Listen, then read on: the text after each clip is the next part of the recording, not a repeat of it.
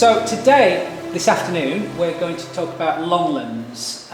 Now Longlands is one of about 16, 17 former neighbourhoods that make up what is now the city centre, but has really been forgotten with the passage of time. It's also the one that I know the most about because a few years ago we did a research project just into the Longlands area, which resulted in a book which you can actually find in the library, and you can also view and download from the internet. And later on in the session I will actually tell you where you can find it and where you can get your own copy. I just want to start, before I start talking specifically about Longlands, I just want to pitch this question to you. Do you really think that the neighbourhood you live in is permanent? This picture here is a village called Langcliffe, which is one of the places I've lived. Langcliffe is just outside of Settle in the Western Yorkshire Dales, and it's what I would say is your typical English village, if you think of an English village. Village green, little cottages around it, a church with a graveyard, a village hall, well, village institute, a little primary school, which actually is now a house, but used to be a primary school until recently. The only things that's missing are things like shops and a pub or anything like that. But this is not actually the original Langcliffe. The original Langcliffe was destroyed in 1314 in one of the Scots raids, when they got down that far and practically burnt the original village down.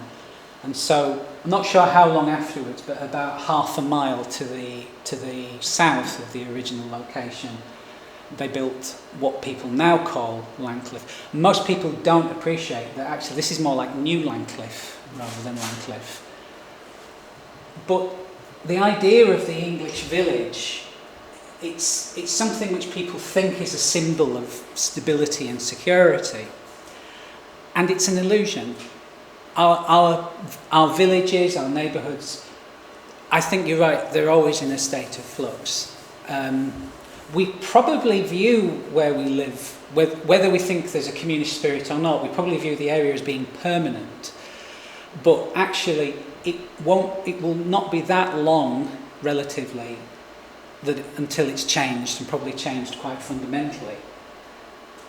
And that's the thing, if we look back over history, there have literally been thousands of villages and hamlets that there used to be in this country, and I'm just talking about England, I'm not talking about the whole of the UK, that have gone. Most settlements in this country that were founded have now gone or have been abandoned. And it's not something that I think most people actually consider. And until the medieval period, it was normal. You'd have a settlement for a couple of generations, and then you'd abandon it, and you'd set up another one, probably within a mile or so of the original one. There's all sorts of arguments as to why people used to do it. Some people think that they became too insanitary and dirty, and maybe they then needed to, or that the structures wore out or something. But whatever the reason, it was just normal for people to do that. And there's examples of settlements that were only inhabited for part of the year. So, for instance, there's an old settlement, Star Car, that's in the Vale of Pickering, that was only inhabited by certain people during the hunting seasons, and outside of those seasons they left, and they just up sticks and moved and relocated elsewhere. The idea of a permanent neighbourhood and permanent houses and all of that is quite modern. It's not the norm in human history. Other thing that's changed is that, to begin with, our villages were more hamlets rather than villages, and villages were rare, and towns and cities were even rarer. And it only really seems to be from the latter part of the Saxon era that the idea that we should strive to create more permanent, or at least longer lasting settlements starts to come in. and also villages become more common. So it's basically much larger settlements than we used to have. Of course, after William the Conqueror, we had an entirely new system imposed upon us in this country, where all settlements fell into at least one manor, and you had to pay taxes and fines to them and to the local church, which was usually in kind, so it was crops that you grew or it was livestock, which wasn't the system that we had prior to that. I will start talking about Longlands at one point, by the way. I'm not going to just go on and on about all this. But there's a variety of reasons. I'll just skip through these really. Why places go. So for instance, I talked about Langcliffe being destroyed in the Scots raids. There were plenty of examples of villages, like the village of Leek, 5 miles from Northallerton, but was destroyed during the Scots raids. Most places in the Scots raids recovered afterwards, so there were a lot of towns. Bradford got attacked during the Scots raids. Some places got almost destroyed, but people rebuilt them. Has anyone heard of the harrying of the North? Okay, so after the Normans invaded England, the north of England wasn't particularly loyal and happy about the idea of being under Norman rule. So the Normans basically sent lots and lots of troops to the north, and they slaughtered people and they burnt down villages, and they're estimated to have killed around 100,000 people. And it's something actually that's not talked about an awful lot. It was effectively an attempted genocide that happened, and it was basically, you will either be subjugated or we will kill you. There's no other way. And there were lots and lots of places that were lost as a result of the harrying of the north. The other thing that happened was, after the Normans came, we started getting abbeys built. And a lot of the time, abbeys decided that they wanted to take a particular area, and that meant that villages that were already in those areas had to be cleared. So, for instance, Fountains Abbey. Do people know about Fountains Abbey? Near sort of Ripley, aren't we? Near Ripon. 6 settlements were destroyed in order to found Fountains Abbey. Same in other places. Kirkstall Abbey, there were villages that were lost as a result of building that place. So there was about 50 villages just in Yorkshire that were lost as a result of the abbeys being founded. There was some climate change during the Middle Ages, so there were a lot of mostly farming villages in the uplands areas that suddenly found they could not produce the crops they needed anymore. They could not survive, so they were abandoned. People tried to relocate to the lower areas. Coastal erosion. So, for instance, there were ports on the Humber at Ravensir and Ravensir Rod. People heard of them? They were actually quite significant trading ports on the Humber, and they've completely gone because of coastal erosion. And similarly, there are villages that are under what is now Morecambe Bay.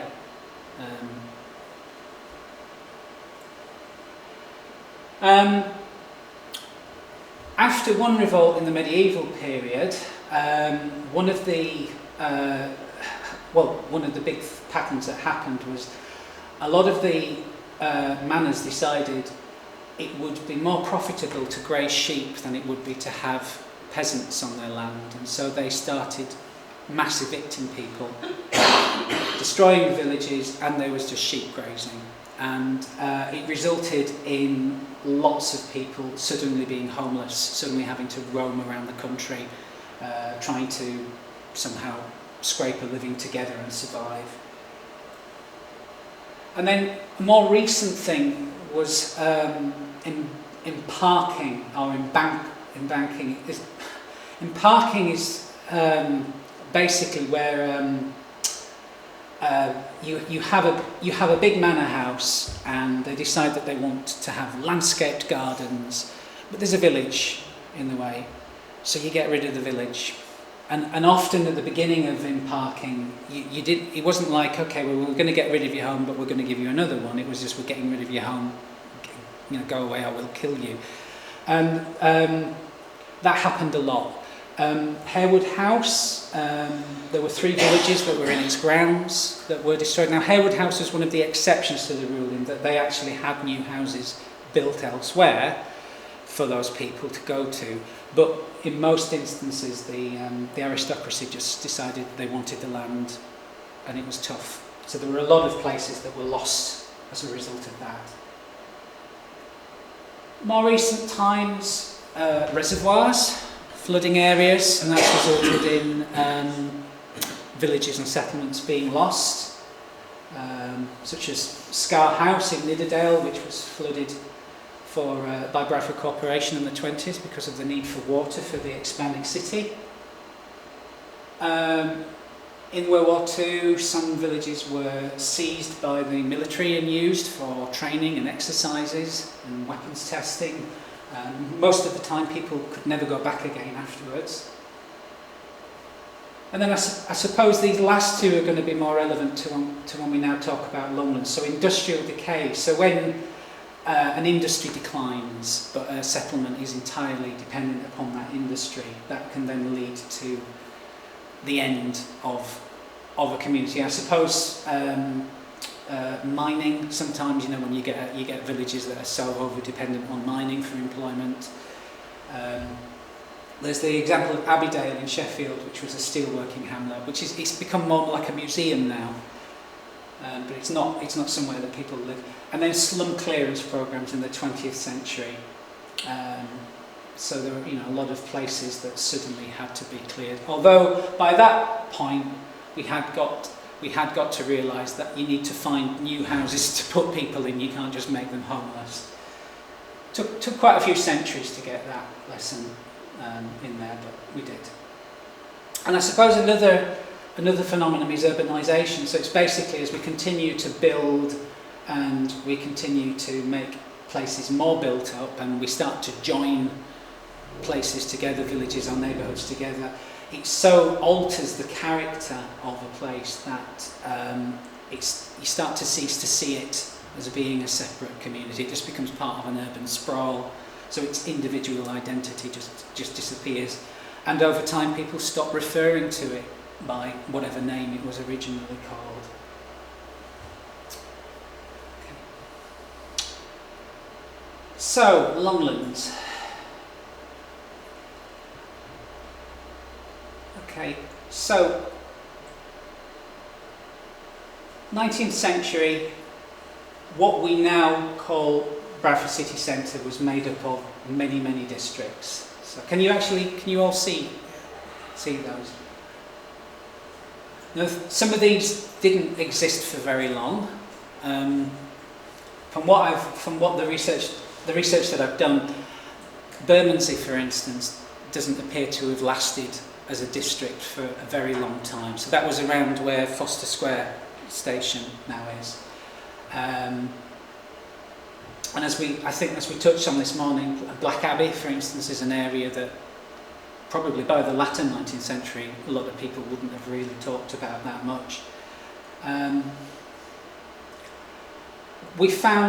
We also found during the research for these talks that places like Goitside, for instance, some people knew the name, but probably most people weren't that sure about it as a name, and they would more refer to just the street that they lived on as being their neighbourhood.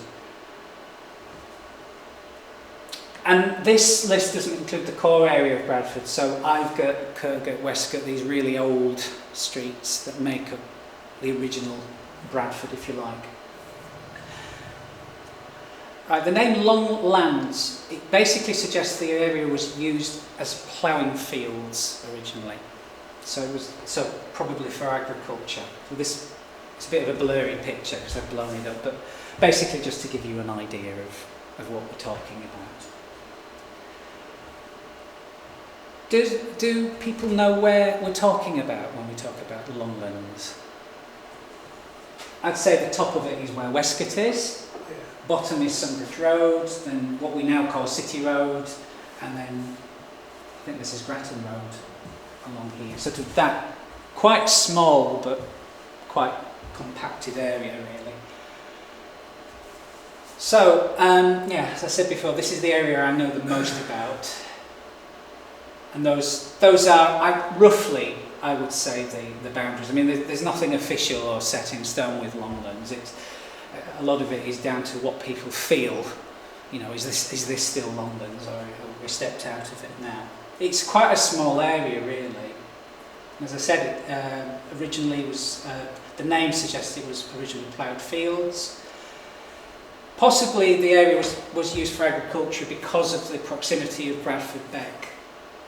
And there was, of course, the medieval goit that went from the beck that suggests that corn mills were built in that area. Does everybody know what a goit is? Not sure. Yeah. Okay, it's basically an artificial stream. So the beck was tapped, it came out at one point, goes across, and then rejoins the beck again further down. So if you think of a canal, you know, as a sort of man-made river, then... Is that where the name Goit started? Yes, it is, yeah. The goit is now pretty much covered up as far as I can remember. Okay, so whilst this area started off as basically on maps, you can see that it was just a green area. It started to become industrialised during the 19th century, and by the late 19th century, the area was a densely packed neighbourhood of back-to-back terraced houses.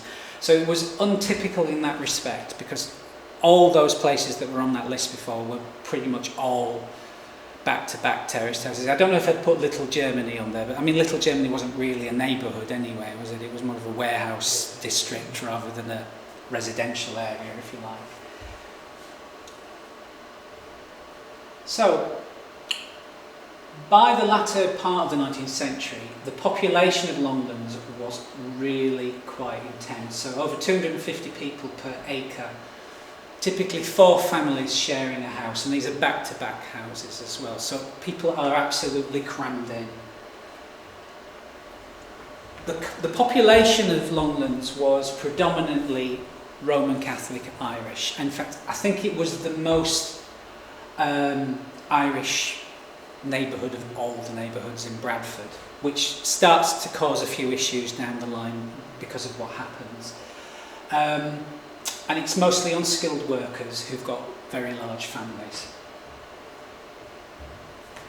Really poor housing, a lot of it's not that structurally sound, lack of facilities to dispose of human waste, no clean water supply. Well, that's typical of Bradford and industrial places at that time. Really high levels of crime, particularly health issues, so tuberculosis and high infant death rate. Jonathan, could I just ask, who owned the houses?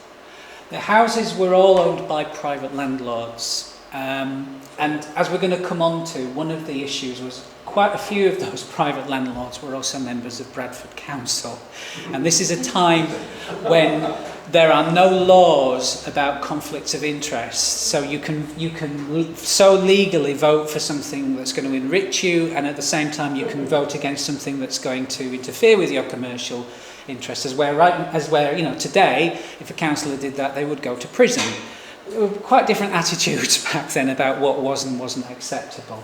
But yeah, all the housing pretty much was landlords. I think some employers might have also owned housing, but they would have rented it to their workers. They wouldn't have just given them accommodation as part of their contracts.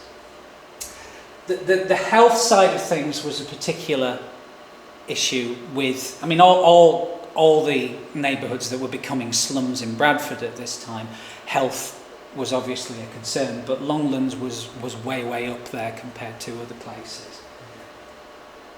So, so as I say here, other neighbourhoods like White Abbey and Goitside, they also had very bad reputations, high levels of crime and prostitution, but Longlands was by far the worst in terms of health statistics.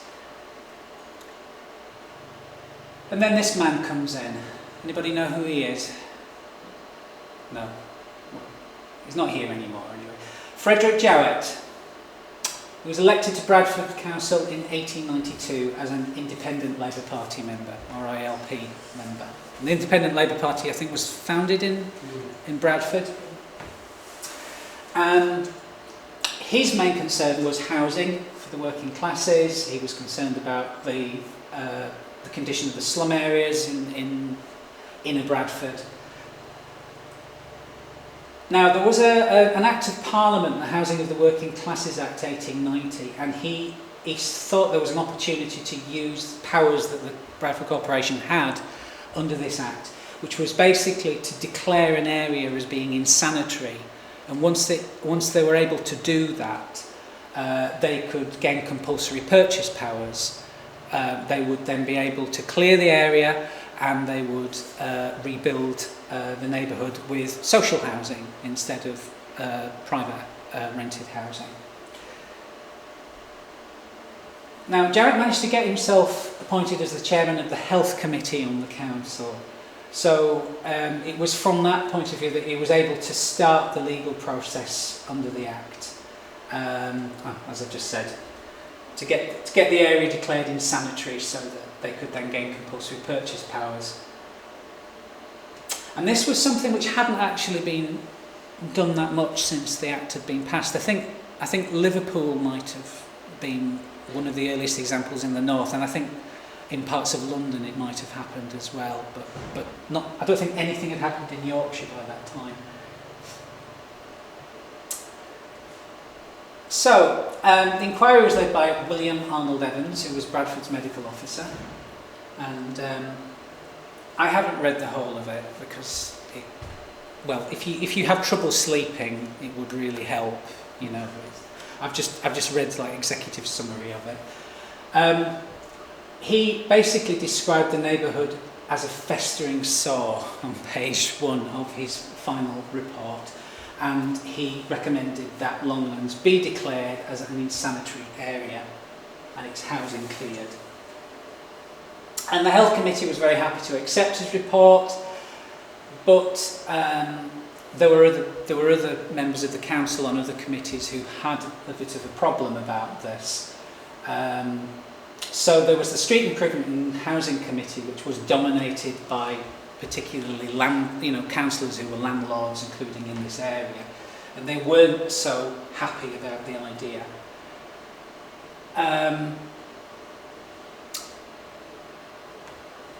So by 1900, the Health Committee resubmitted the scheme, but it did the same scheme rather than any negotiation, but the council rejected it. So it had to go to the full council, to a full council meeting, but they basically just rejected it. But the year after, a new scheme was presented to the council, and instead of having new houses, the plan this time was to build tenement blocks, which we've still got today up there, and also some warehouses up there. And this was finally decided, this was accepted by the council. Now, in 1902, because it was a bit of a bureaucratic process that they had to go through following this act, there was a national body called the Local Government Board, which I suppose would fall under whatever would be the equivalent of Department of Local Government. And they accepted the scheme. They had to have sign-off of the scheme, but the condition was that there had to be other houses built elsewhere for the residents of Longlands to be temporarily moved to. Which, of course, it makes sense anyway. Why would you not do that? So, by 1904, 66 houses had been built in what was then called the Faxfleet estate. Does anybody know where Faxfleet is? Yeah. Bankford, yeah. So it's sort of like between Odsall and Marshfields-ish. It runs parallel to Manchester Road. It does, doesn't it? So if you went down Manchester Road, it's on your left, isn't it? Yeah. So, in actual fact, these houses were the first social houses to be built in the Bradford area, not Longlands. Faxfleet, because they needed to build houses to put Longlands residents into. Now, there wasn't a lot of there was a lot of opposition from people who were property owners in that area of Bradford. They didn't want that type of person to be moved there. But there was also a lot of opposition from people who lived in Longlands. They, particularly because this was the most Irish Catholic area of Bradford, they actually felt like they were being discriminated against. They felt they were being picked on, they'd been singled out, they were being told that they were a problem, and suddenly they were going to be moved from where they lived, which was very convenient as well for going to work, because basically everybody walked to work, and they were going to be relocated in the south of Bradford, where it wasn't going to be as easy to walk to work. Why is this happening? So there was a campaign that involved the local Catholic Church. So prior to this, people lived in really crammed back-to-back terraced houses. The houses in Flaxfleet were through houses, so they weren't back-to-backs. And they had front and back bedrooms and an attic.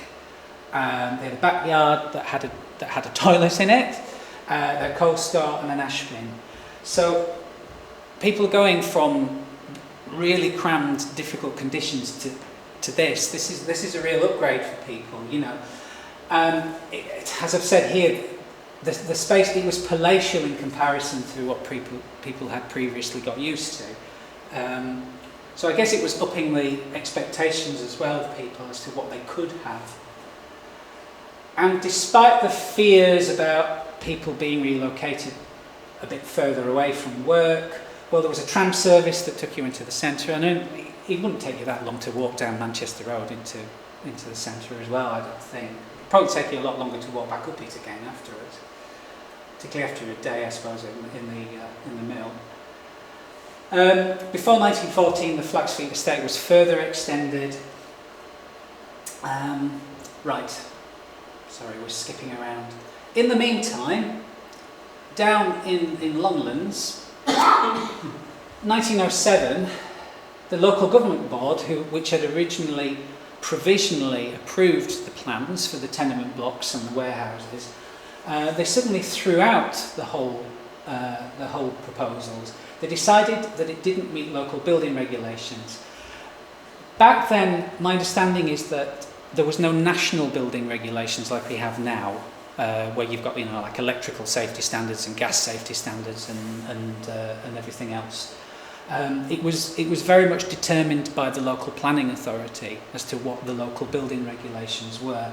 So Bradford had its own building regulations, but the local government board decided that Bradford was breaching its own building regulations with the proposals. I don't quite know why, but that suddenly started getting in the way of this. 1908, though, there was a new inquiry, resolved these issues, a revised scheme was submitted and passed by the council, and then this was accepted by the local government board. So within a year, the whole thing had been sorted out.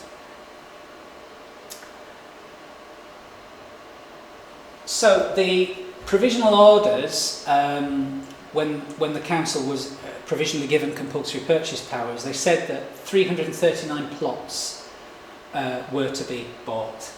Bulk of this was housing, but there were some other types of property as well which were included. So there were some shops, outbuildings, 2 pubs, the Mason's Arms and the Longlands Tavern. I actually think that's not entirely accurate, because there was also the Beehive, because the new Beehive Inn at the end of Westcott now, which unfortunately I don't think is a pub anymore, that was built by Bradford Corporation at the beginning of the 20th century as a replacement for the old Beehive pub. There were bakehouses, blacksmiths, storeroom and other land, vacant land, which actually reflects how much stuff was going on in Longlands. And it wasn't just houses. Longlands was actually a thriving community with shops and facilities,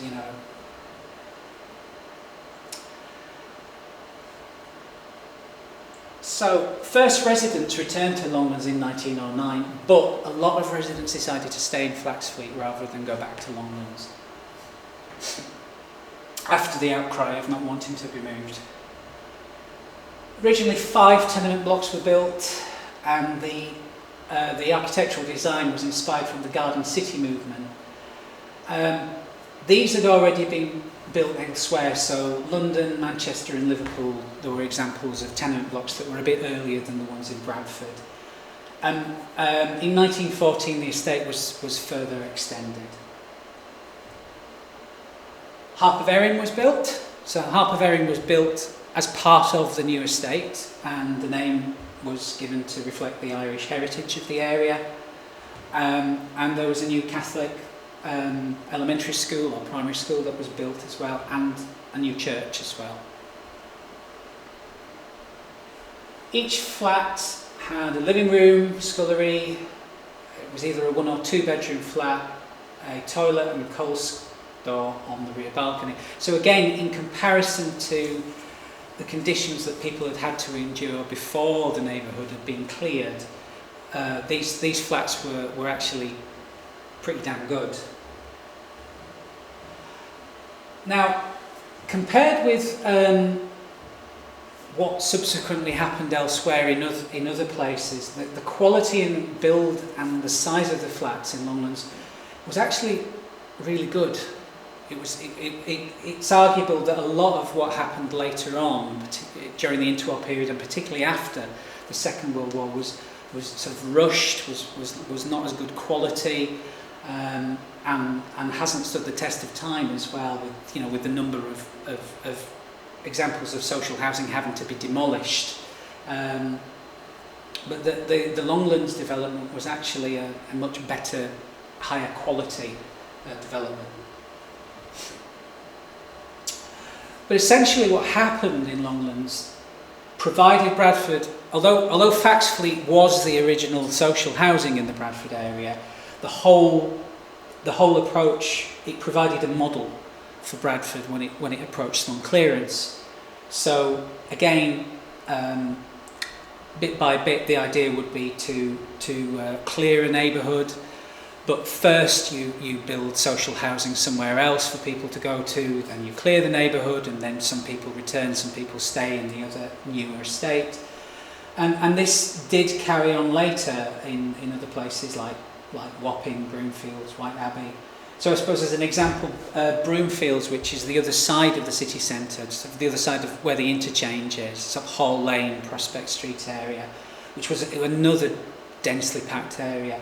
The Canterbury estate was largely built in order to transfer residents from Broomfields.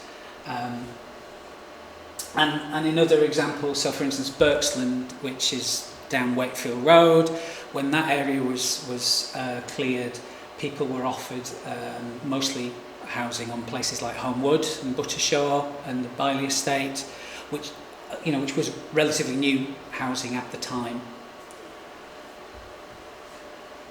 Got to say, I really like the idea of councils building pubs. Somebody put that on their manifesto. They'd have your vote with it. I don't really have as much information about what happened then subsequently in Longlands during the interwar period. There doesn't really seem to be an awful lot of information about, but from the research we did a couple of years ago, we were able to start looking at sort of early post-war period and onwards. Which of course was another time when Bradford Centre was dramatically transformed. We had Swan Arcade and other lovely places suddenly disappear. J.B. Priestley left Bradford completely, didn't he, when Swan Arcade went? Right. I think that was his main reason.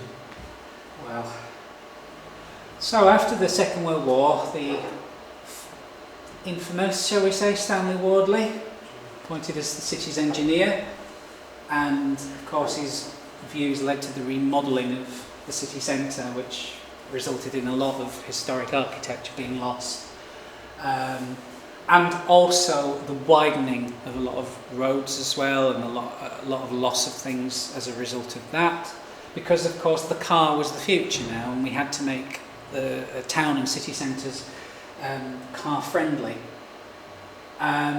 At the same time that this was going on, the local authority continued with its slum clearance programme, which had sort of had to be put on hold during each of the two world wars.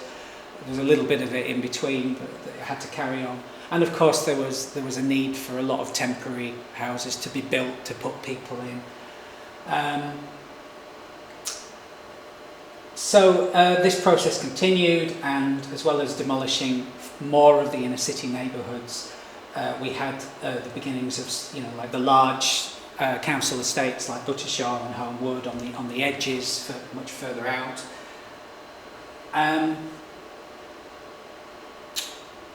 And as I touched on earlier, whilst most of the former neighbourhoods were eventually replaced with social housing, so there's social housing in White Abbey, there was in New Leeds, it's all gone now.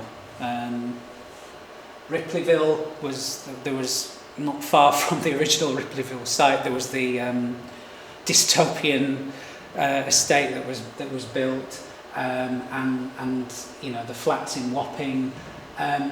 Generally the view was that the quality of what was built was poorer than what had been put up in Longlands. So it was like they were having to do it, but I suppose there wasn't as much money around, and also there was more of a rush, more of a need to just get on with doing this.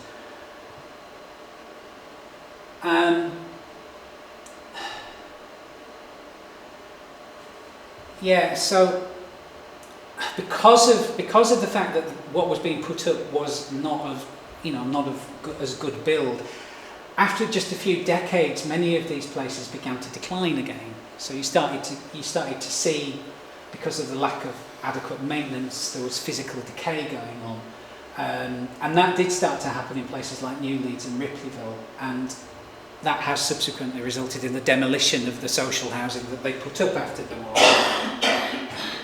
Other places, the council's been content to allow the city centre to encroach on what were residential areas to make them more business districts and less domestic areas. So if you were to go to Broomfield and to Longlands now, you would be hard pressed to feel that you were in a neighbourhood. You know, as well as there being some housing, there's business premises nearby, very major business premises, a lot of traffic, just doesn't really feel like a residential neighbourhood. Other examples, so for instance Berksland, they just decided to get rid of Berksland, they just demolished it, and what we now call Berksland is an industrial estate instead, with household waste site and the old gasworks and so on. So that was the idea, which was actually out of kilter with Europe generally, because in most of the European countries you didn't build industrial sites, and particularly heavy industry sites, close to your town and city centres. You built them on the outskirts, because then it would be much easier for, say, lorries and trains to connect to them, and it would also mean that the main bit of the town and city would be cleaner, quieter, less pollution, less issues as a result of mixing people and industry together. And then, of course, Lister Hills, which was the area around what we tend to call the university quarter. Well, once the university campus was built, that radically changed the area, and there are far fewer people today that would talk about the area as being Lister Hills. They would they might refer to it as we live in the university quarter, or we live in BD7 or something like that, but probably wouldn't use the name Lister Hills. What's the picture? So let me go back. I think that's an area in Lister Hills during the post-war period. I think that was when they were constructing one of the buildings on the main campus behind. I think generally speaking, there wasn't really any concern for the identity or community of these places. It was just let's get on and develop places. We need to clear these places, we need to build new houses, let's just do that. But ironically, since the 90s, the council's been promoting the idea of city centre living. and there's been, there's been a lot of city centre regeneration programmes, but a lot of them have been private rather than council. So I suppose, I don't think Bradford Council could, for instance, take much credit about the number of residential properties in Little Germany. A lot of that was behind an initiative called the Little Germany Urban Village Company, which was more Bradford Chamber of Commerce that pushed that. And in the Goitside area, there used to be something called the Goitside Partnership, which was mostly businesses that wanted to do something and came up with a plan at one point that further up Sunbridge Road would become a little bit like a high street for Goitside, if Goitside was to become more like a neighbourhood or a village.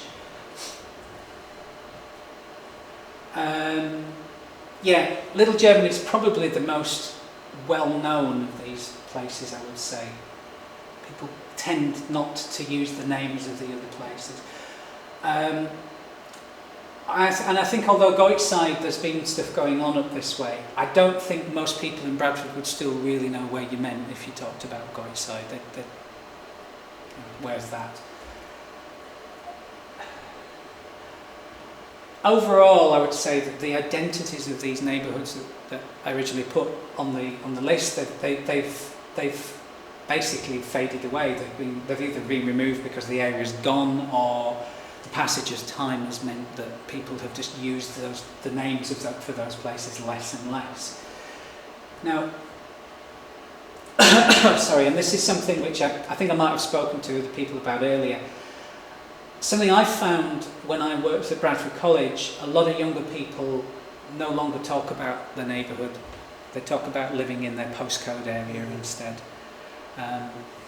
It does really feel that even expanding out now beyond the city centre, the identity of our neighbourhoods is on. Even older people, wasn't it? Yeah. Up in Bradford the other week, and this guy, who was in the 60s, said, I live in Bradford 5 for me. Bradford 5. What's that? Where's that? Bradford 5. So back to Longlands. So despite the influences of the Garden City movement in terms of the architecture, at some point after the Second World War, the council decided to strip out a load of the original features from these tenement blocks.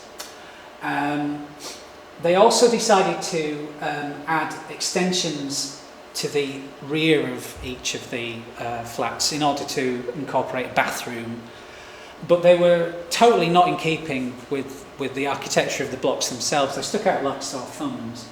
So when you say original features, do you mean within the buildings themselves? Yeah, coving,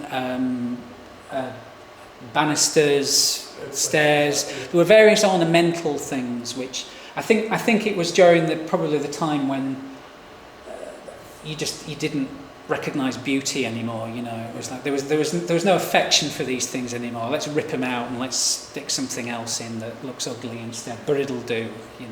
That sort of attitude.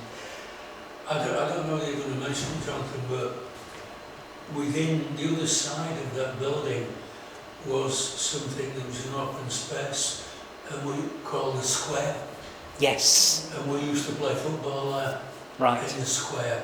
Yes. It was quite well known. Other than the old infirmary, that's where you play football. Right. Or play cards. There is. I don't know if I've actually included it in these slides, but when we did the research, I do remember people talking about the outside area and playing in it, and the thing was, people felt very safe around there to do so as well. I'm not sure whether I've touched on that. We can talk about that in a bit if I haven't done on this.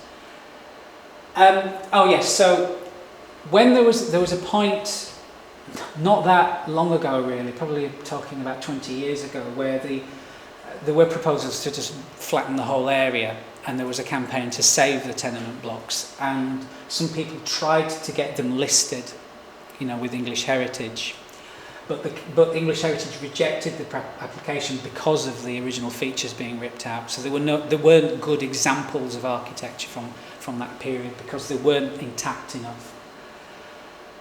Some of the housing was demolished in the area, and other was converted for commercial purposes. So bit by bit during the period after the Second World War, Longlands started to become more of a commercial area, less of a residential area.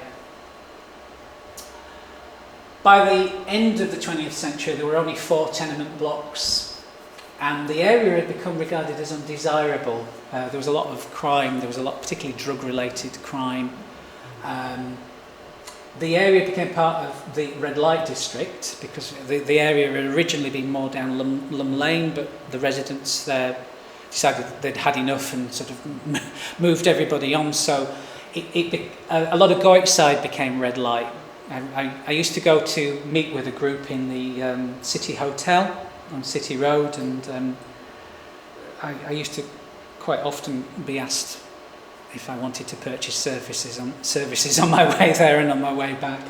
And I was quite young and quite naive at the time, and I didn't have a clue what they were asking me about. The City Hotel that became Maguire's. Maguire's, that's right, yeah. But Longlands became part of that red light district. It was quite typical to see sex workers in the area. 2002, the ownership of the stock was transferred to Bradford Community Housing Trust, which now calls itself In Communities, so it's no longer council housing. And 2 of the remaining blocks were tinned up. They declined rapidly. They had lead stolen from the roofs. They were used as drug dens, lots of squatters. So finally, late 2012, those 2 blocks were demolished. So you just had 2 left, I think. There were lots of different ideas kicked around about what to do with the area. At one point there was this idea of turning it into an arts quarter, having artists live up there. Anyway, eventually there was a scheme that was adopted that involved refurbishment of the remaining tenement blocks and some new housing built in the immediate area as well. So, have any of you been up there and seen this? It's nice. Yeah, it is quite nice. And from what we can gather, some of it's owned by social landlords, some of it's owned by private landlords, some of it's owner-occupied. It's quite a mixed bag. But it is quite nice. Anyway, our research showed, with the people that we spoke to, in the period immediately after the Second World War, the area was still predominantly very Irish Catholic, but people did not actually call the area Longlands anymore. Usually they'd call it Change Street, or they'd even sometimes refer to it as White Abbey, which probably is close proximity to White Abbey. But there was a thriving community, and life really revolved around the church, St Patrick's Church, and the school. And you had this social network really that expanded out beyond Longlands into the surrounding areas as well. So people knew people within the immediate area, but they also knew people from across the road and down the hill and so on. There were also other shared things like the pubs, and there were shops in the area, and there was a real importance on needing institutions, whether it was a shop, whether it was, well, we didn't really have community centres, but pubs, the church, the school, as places to meet other people, to get to know other people, to feel part of a collective, I suppose. Population started to begin to change in the 60s. There were a lot more people from Eastern Europe who started to settle there, particularly from Poland and the Ukraine. And what we found from interviewing people was that by the 80s, it was pretty much what you would class as a typical British, in inverted commas, neighbourhood. There wasn't a particular identity anymore, a particular national identity or anything, or religious identity. But by this time, the school had closed. So what we found, as I've sort of just touched on, the community of Longlands it wasn't just the immediate neighbourhood. We found that people were part of a wider network of people. So there was a lot of crossover down the hill into Goitside, across the road into White Abbey. And what happened was, as subsequently the housing in these other areas became cleared, it had a negative impact on Longlands because parts of the community were suddenly taken away. So, I mean, as an example, I think Goitside, of course, became what housing there was in Goitside just got cleared and people got moved elsewhere, and there was no new housing built in Goitside. It was just decided that it was going to become more of, you know, a warehouse come industrial district. But there'd been shops down there that people used to use from Longlands, and there'd been this overlap of people who were residents in Goitside coming up to St Pat's, to school, and so yeah, suddenly a huge chunk of your social circle disappears as they get moved to probably a council estate somewhere on the edge of Bradford instead. And the same will have happened temporarily in White Abbey when they cleared White Abbey and then built the new flats and houses across the way. People would have had to have moved somewhere else in the meantime, and that would have at least disrupted the community.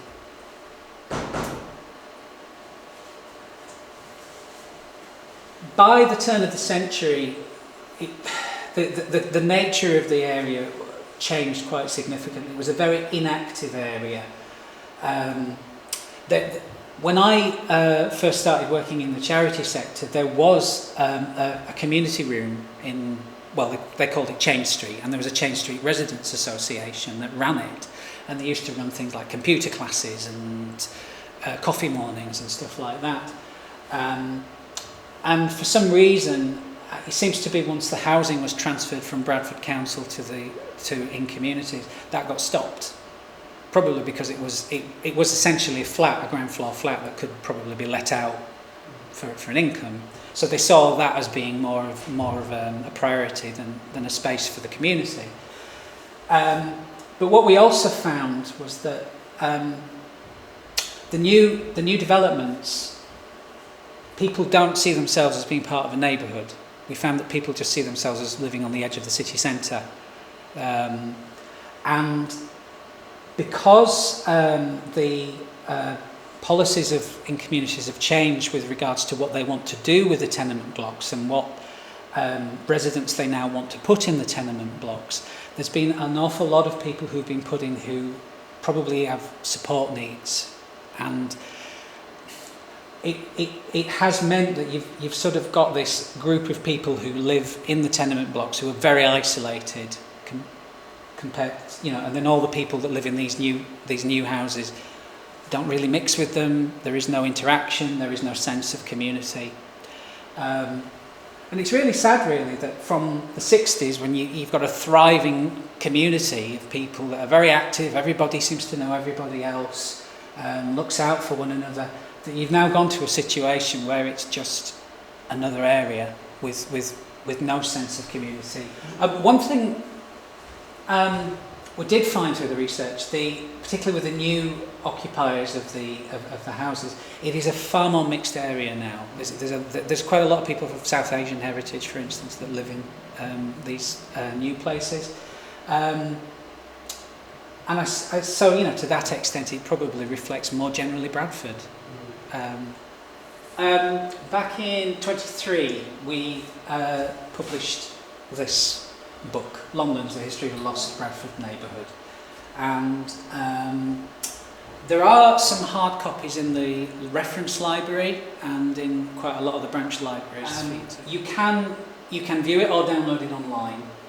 So you can either go to our website, and there's a page about the Longlands History Programme, and it's there to download as a PDF file. Or you can go to Google Books, which is books.google.com, and search for Longlands Bradford, and it'll come up very high up in the search results. And again, you can just view it or you can download it. Hard copies are also available from the library service. I've nothing really more to share, I guess, with you about this. If you have any questions.